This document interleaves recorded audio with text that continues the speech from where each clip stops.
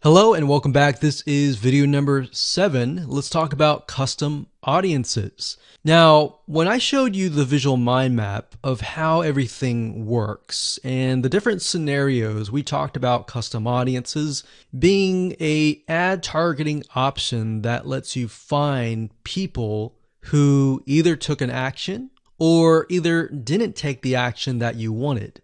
So as you can see here, according to Facebook.com, a custom audience is an ad targeting option that lets you find people who already know your business on Facebook. So, with that said, to get here, all you have to do is up the top, click this, and then click audiences.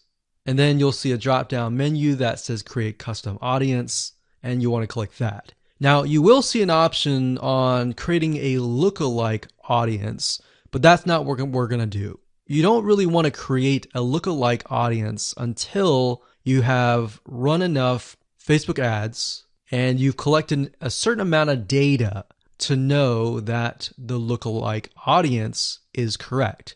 So what is a lookalike audience? A lookalike audience, according to Facebook, is, let's say we run 1,000 people to an opt-in page.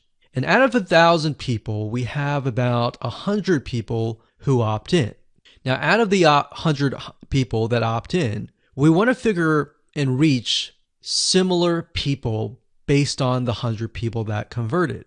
So what you can do is you can create a lookalike audience with Facebook.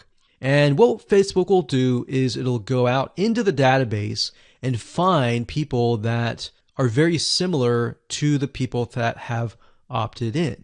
Now, that is super powerful. No other platform can do that. So what you're really doing is you're tapping into Facebook's database according to the data that you have found and comparing and finding people that are similar.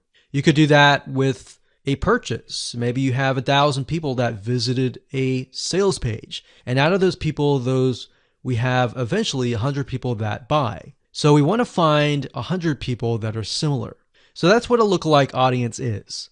Now, what we want to do in this specific retargeting campaign is to create a custom audience.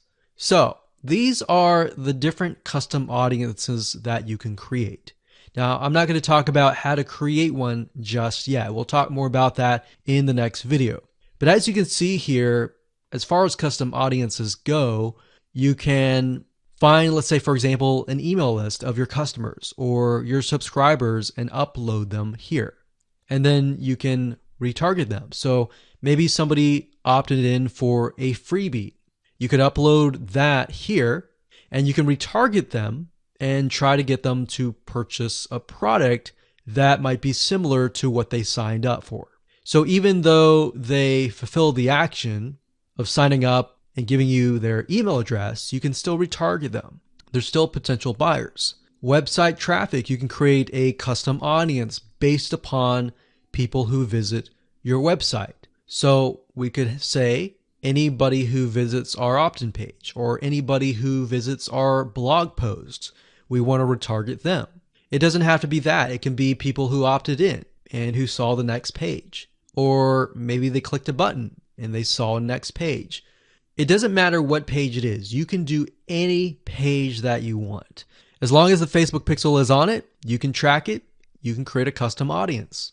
Now, app activity is something that most of you will likely not use. You can create a list of people who launched your app or your game or took a specific action. Offline activity, you can create a list of people who interacted with your business, your in-store business by phone, by offline channels, and all that. For engagement, you can create a list of people who engage with your content on Facebook or Instagram. Now, most of you are going to use the customer file or the website traffic.